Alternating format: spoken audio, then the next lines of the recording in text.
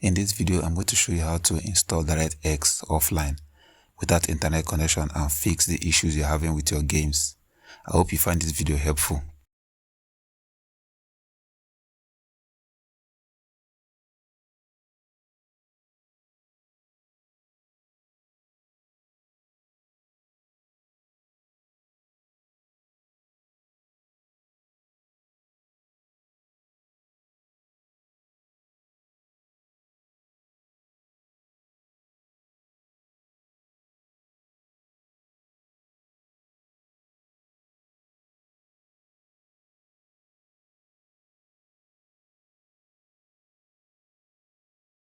Subscribe to my channel for more tutorials like this.